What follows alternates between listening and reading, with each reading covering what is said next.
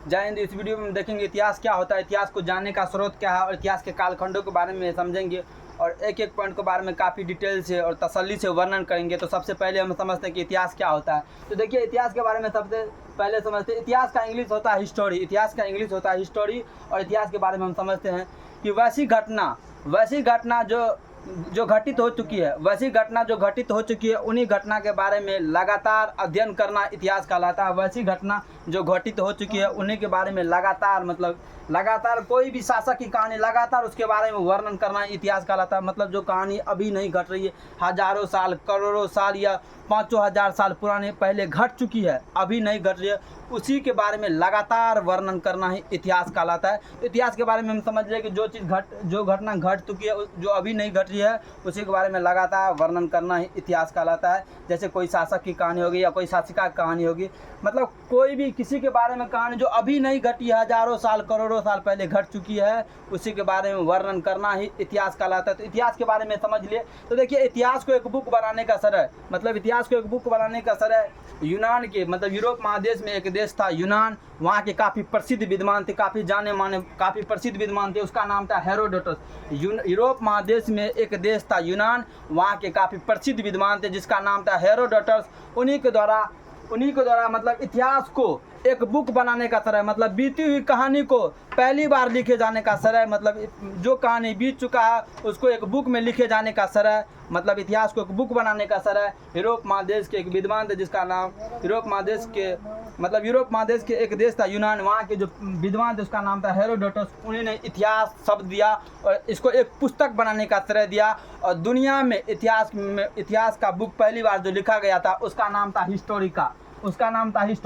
मतलब हेरोडोटस के द्वारा दुनिया में इतिहास का पहली बुक, जिसमें पिछले जो कहानी बीत चुका उसके बारे में पहली बार क्रमबद्ध, मतलब लगातार लिखने का प्रयास किया गया था, उसका नाम था हिस्टोरिका। और ये हेरोडोटस के द्वारा लिखा गया दुनिया में इतिहास की पहली पुस्तक थी हिस्टोरिका, जिसमें क्रमबद्ध, मतलब लगातार इतिहास को एक दर्शाने की कोशिश किया गया कि जो कहानी बीत चुका है। तो इतिहास के बारे में समझ लिए। इतिहास के पिता हेरोडोटस को कहा जाता है और इनके द्वारा लिखी गई पहली पुस्तक थी हिस्टोरिका, जिसमें क्रमबद्ध पहली घटना को, जो कहानी बीत चुकी है उसके घटना को लगातार वर्णन करने का धीरे धीरे करके दर्शाया गया। तो इतिहास के बारे में समझ लिया। आप समझते हैं कि इतिहास को जानने का सोर्स क्या है, मतलब इतिहास को हम कैसे जानेंगे। तो देखिए, इतिहास को जानने का 3 स्रोत है। इतिहास को जानने का मतलब कोई भी इतिहास की कहानी है, चाहे वो आप दुनिया का इतिहास जानिए या इंडिया का इतिहास जानिए या कोई भी इतिहास जानिए, उसको जानने का मुख्य रूप से 3 ही सोर्स हो सकता है या स्रोत हो सकता है। देखिए, इतिहास को जानने का 3 स्रोत में सबसे पहला स्रोत पुरातात्विक स्रोत, दूसरा विदेशी यात्री का विवरण और तीसरा साहित्य स्रोत। तो सबसे पहले हम समझेंगे पुरातात्विक स्रोत क्या होता है। तो देखिए, पुरातात्विक स्रोत के माध्यम से समझते हैं। सबसे पहले हम समझते हैं कि पुरातात्विक स्रोत क्या होता है। तो पुरातात्विक स्रोत मतलब धरती में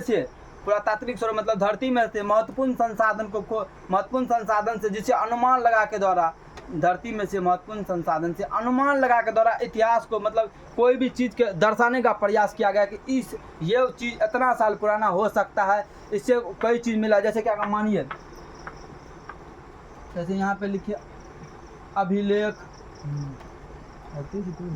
उसके बाद देखिए पुरातात्विक स्रोत मतलब धरती में महत्वपूर्ण संसाधनों को खोज करके निकाल के उसके द्वारा कुछ कहानी इतिहासकारों के द्वारा लिखने का प्रयास किया गया, उसी को पुरातात्विक स्रोत कहते हैं। मतलब जो चीज़ मतलब लिखा, हाथ से लिखा गया नहीं है, मतलब जो चीज़ मानिए अभिलेख से मिला, उसके बाद कोई सिक्का मिल गया, अभिलेख मिल गया, मंदिर मिल गया, सिक्का मिल गया, उससे इतिहास लिखने का, मतलब इतिहास लिखने का प्रयास किया जाता है, कोई कहानी लिखने का, दर्शाने का प्रयास किया जाता है, उसी को पुरातात्विक स्रोत कहा जाता है। जैसे हड़प्पा सभ्यता की थी, बहुत ऐसी चीज़ थे जो मतलब मंदिर मिला, उसके अनुमान पे इतिहास लिखा गया, उसी को पुरातात्विक स्रोत कहेंगे। जैसे अभिलेख मिला, तो देखिए अभिलेख क्या होता है, पत्थर पे खोद करके लिखना ही अभिलेख कहलाता है। जैसे मानिए पत्थर पे है, ये मानिए पत्थर, और इसका क्या कहता है, ये मानिए छेनी है, और इसको ऐसे करके मतलब काट करके लिखना ही, पत्थर पे खोद के लिखना ही अभिलेख कहलाता है। उसके द्वारा मतलब वो कहीं से मिला है और उससे इतिहास लिखने का प्रयास किया जाता है। जैसे भारत में अभिलेख जारी करने वाला प्रथम शासक अशोक था, मतलब पत्थर को काट करके लिखा कि मैं सम्राट अशोक अपने बारे में लिखा, और वह धरती के अंदर से मिला, जिससे इतिहासकारों को इतिहास लिखने में मदद मिली। तो वही हुआ कि पुरातात्विक स्रोत मतलब जो चीज़ खुदाई करके महत्वपूर्ण संसाधन मिला और इतिहासकारों को इतिहास लिखने में मदद हुई, उसी को पुरातात्विक स्रोत कहेंगे। और साहित्य स्रोत मतलब किताब ग्रंथ पढ़ के, मतलब कोई अरबी भाषा में तो कोई सिंधी भाषा में, तो उसको हिंदी या अलग अलग भाषा में रूपांतरित करके जब इतिहास लिखने का प्रयास किया गया, उसी को साहित्य स्रोत। साहित्य मतलब क्या होता है? किताब पढ़ के इतिहास की जानकारी प्राप्त करना साहित्य स्रोत कहता है। और पुरातात्विक स्रोत मतलब धरती से महत्वपूर्ण संसाधन खोज करके निकालना, उसको इतिहास लिखने का प्रयास करना ही पुरातात्विक स्रोत कहता है। जैसे हड़प्पा सभ्यता के बहुत ऐसे वस्तु मिली है जिसे इतिहास लिखने, अपना अनुमान पे इतिहास लिखने का प्रयास किया गया। तो पुरातात्विक इतिहास के जानने का स्रोत में सबसे पहले समझ लीजिए साहित्य स्रोत क्या होता है, उसके बाद पुरातात्विक स्रोत क्या होता है। आप नेक्स्ट पॉइंट समझते कि विदेशी यात्री का विवरण क्या। तो देखिए जो विदेशी यात्री उस समय आता था, जैसे भारत में बहुत ऐसे विदेशी यात्री, विदेशी मतलब अपना देश जैसे भारत हो गया और दूसरा देश आया, वो विदेशी यात्री हो गया। तो जो भी विदेशी यात्री आए, उन्होंने मतलब जैसे पहले कोई भी काम करता था अपने एक पुस्तक में लिखते थे। जैसे कोई शासक आ गया, जैसे मेगास्थनीज सेल्यूकस निकेटर के राजदूत बनकर, मतलब चंद्रगुप्त मौर्य के दरबार में आया था और उन्होंने बोला, मतलब जब पहले कोई भी आदमी कोई कुछ करता था तो अपने एक डायरी मेंटेनेंस करता था। तो जो सेल्यूकस निकेटर के राजदूत बनकर मतलब वहाँ से आया था भारत चंद्रगुप्त मौर्य के शासनकाल में, उन्होंने अपने पुस्तक का जो नाम रखा था उसमें इंडिका, उसमें लिखा कि हम चंद्रगुप्त मौर्य के दरबार में आया था, वह शासक इस प्रकार से थे, ऐसे थे, ये मतलब चंद्रगुप्त मौर्य ऐसा ऐसा काम करते थे। मौर्य वंश के काफ़ी शक्तिशाली शासक थे चंद्रगुप्त मौर्य, और ऐसा ऐसा काम करते थे, जिससे उस शासक के विषय में हमको जानकारी प्राप्त होती है। तो विदेशी यात्री का विवरण मतलब जिस शासक के समय, मतलब वो दूसरा देश का यात्री अपने देश आया और अपने देश में जिस शासक के समय में आया, उन्होंने अपने यात्रा वृत्तांत में उसके बारे में लिखा, उससे हमको इतिहास की जानकारी प्राप्त होती है। तो इतिहास की जानकारी सोर्स, इतिहास को जानने का मुख्य रूप से कोई भी इतिहास जानिए, दुनिया का इतिहास है, भारत का कोई भी इतिहास जानिए, उसको जानने का मुख्य रूप से 3 ही स्रोत है। साहित्य मतलब किताब से हमको जानकारी प्राप्त हो सकती है। पुरातात्विक मतलब जो भी मंदिर मिला, अभिलेख मिला, उसके बाद मंदिर मिला, अभिलेख मिला, सिक्का मिला, उससे इतिहास लिखने में जानकारी प्राप्त होती है और इतिहास के बारे में हमको पता चलता है। तो पुरातात्विक स्रोत के बारे में समझ में आ गया। उसके बाद विदेशी यात्री, जो दूसरा देश से अपना देश यात्री आया या अपना देश से दूसरा देश यात्री गया, जब वो अपने पुस्तक में, मतलब जो भी यात्री जैसे मेगास्थनीज आया, उन्होंने इंडिका में चंद्रगुप्त मौर्य के बारे में काफ़ी डिटेल से वर्णन किया है, जिससे चंद्रगुप्त मौर्य के विषय में हमको जानकारी प्राप्त होती है। तो इतिहास को जानने का 3 स्रोत के बारे में समझिए, साहित्य स्रोत, पुरातात्विक स्रोत और विदेशी यात्री का विवरण। आप नेक्स्ट बात समझते हैं कि इतिहास के कालखंड, इतिहास के कितने कालखंडों में बांटा गया। तो देखिए इतिहास को मुख्य रूप से 3 ही कालखंडों में बांटा गया। इतिहास को मुख्य रूप से 3 ही कालखंडों में बांटा गया। कोई भी इतिहास हो उसको मुख्य रूप से 3 ही कालखंडों में बांटा गया। पहला प्राक ऐतिहासिक काल, उसके बाद आद ऐतिहासिक काल और तीसरा ऐतिहासिक काल। तो देखिए 3 कालखंड में सबसे पहला प्राक ऐतिहासिक काल, दूसरा आद ऐतिहासिक काल और तीसरा ऐतिहासिक काल। तो देखिए सबसे पहले हम समझेंगे प्राक ऐतिहासिक काल क्या होता है। प्राक ऐतिहासिक काल क्या होता है? तो प्राक ऐतिहासिक काल मतलब वैसा कालखंड जिसके लिखी हुई जानकारी कुछ भी नहीं मिली है, वैसा कालखंड जिसकी लिखी हुई जानकारी कुछ भी नहीं मिली है, बस पूरा तात्विक के माध्यम से उसके द्वारा उसका इतिहास लिखा गया, उसी को प्राक ऐतिहासिक काल कहेंगे, प्री हिस्टोरिकल एज कहेंगे, प्राक ऐतिहासिक काल कहेंगे। मतलब इसकी जानकारी कुछ भी नहीं, जैसे अनुमान पे इतिहास लिखा गया, इसकी जानकारी मुख्य रूप से पुरातात्विक के माध्यम से मिली। कुछ मंदिर मिला, कुछ अभिलेख मिला, कुछ सिक्का मिला, जिससे इतिहास लिखने में हमको जानकारी प्राप्त हुई। तो प्राक ऐतिहासिक कालखंड मतलब वैसा कालखंड जिस काल में लोग लेखन कला से कोई, मतलब लिखने की कला से कुछ भी परिचित नहीं थे, उससे जानकारी मिलती है प्राक ऐतिहासिक काल की। इसके मुख्य रूप से जानकारी हमको कैसे मिलती है? पुरातात्विक स्रोत को, मतलब पाषाण युग, मतलब स्टोन एज की जितनी भी घटनाएं हैं, इतिहास है, उसकी जानकारी मुख्य रूप से हमको पुरातात्विक स्रोत से मिलती है। मतलब धरती से कुछ महत्वपूर्ण संसाधन मिला, महत्वपूर्ण साधन मिला या महत्वपूर्ण वस्तु मिला, जिससे हमको इतिहास लिखने में जानकारी प्राप्त होती है। तो प्राक ऐतिहासिक काल के बारे में हम समझ लेंगे, वैसा कालखंड जिस काल में लोग लेखन कला से परिचित नहीं थे, जिसकी जानकारी मुख्य रूप से हमको पुरातात्विक के माध्यम से मिलती है, उसी को प्राक ऐतिहासिक काल कहा जाता है। इसमें मुख्य रूप से पाषाण एज, स्टोन एज को रखा जाता है। आप नेक्स्ट बात समझते हैं कि आद ऐतिहासिक काल क्या होता है। तो देखिए आद ऐतिहासिक कालखंड में तो वैसा कालखंड जिसमें लोग लेखन कला से परिचित थे, वैसा कालखंड जिसमें लोग लिखने की कला से परिचित थे, वैसा कालखंड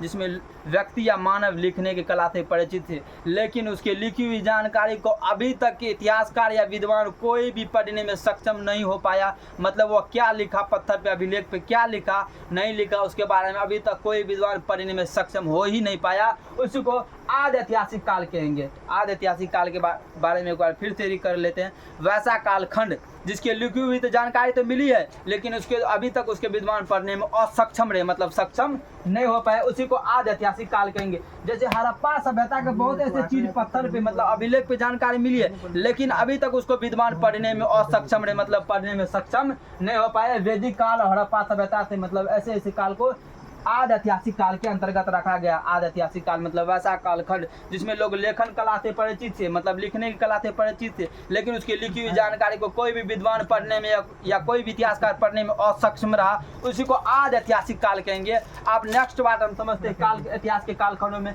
ऐतिहासिक काल क्या, ऐतिहासिक कालखंड क्या होता है। तो देखिए ऐतिहासिक कालखंड मतलब वैसा कालखंड जिसकी लिखी हुई जानकारी विद्वान मतलब जो उस समय व्यक्ति थे वो लिखे भी और अभी के विद्वान उसको पढ़ने में सक्षम भी हो पाए। मतलब ऐतिहासिक कालखंड में लिखने की कला से भी परिचित थे और उसके लिखी हुई जानकारी आज के मानव पढ़ भी पाते। जैसे क्या कहता है, जैसे हम बोलेंगे गौतम बुद्ध के बारे में लिखी हुई जानकारी मिली है और अभी के विद्वान उसको पढ़ने में सक्षम भी हो पाए। लेकिन आदत हड़प्पा सभ्यता के जो भी व्यक्ति थे लिखा तो सच बात है, लेकिन उसको लिख करके पढ़ने में कोई असक्षम रहे, मतलब कोई भी विद्वान सक्षम उपचो नहीं रहे। उसके बाद ऐतिहासिक कालखंड में लिखी हुई जानकारी मिली और इसके अभी के विद्वान इसको पढ़ने में सक्षम हो पाया।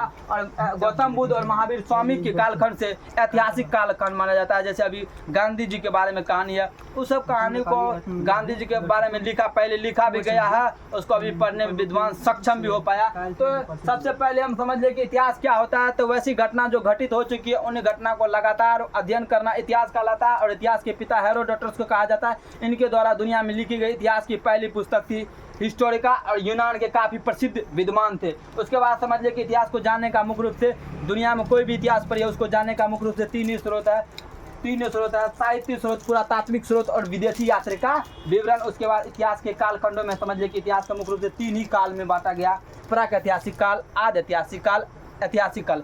प्राक मतलब इसकी लिखी हुई जानकारी कुछ भी नहीं मिले, पुरातात्विक के माध्यम से खुदाई करके जानकारी मिले उसे इतिहास लिखा गया। जैसे स्टोरेज की जो भी कहानी है इतिहास में वह पुरातात्विक के माध्यम से लिखा गया। और आदि ऐतिहासिक में पुरातात्विक और लिखी हुई जानकारी मिली है, लेकिन अभी तक उसके विद्वान पढ़ने में मतलब इतिहासकार को वर्तमान के इतिहास को कोई भी पढ़ने में असक्षम रहे, मतलब सक्षम नहीं रहे। और ऐतिहासिक काल में लिखा भी है, अभी के विद्वान उसको पढ़ने में सक्षम भी हो गया। जैसे गौतम बुद्ध के और महावीर स्वामी के काल से जो भी काल माना जाता है उसको ऐतिहासिक कालखंड माना जाता है। तो हम इस वीडियो में काफ़ी इतिहास के इंट्रोडक्शन को समझ लिए और इतिहास के बारे में काफ़ी डिटेल से वर्णन कर लिए।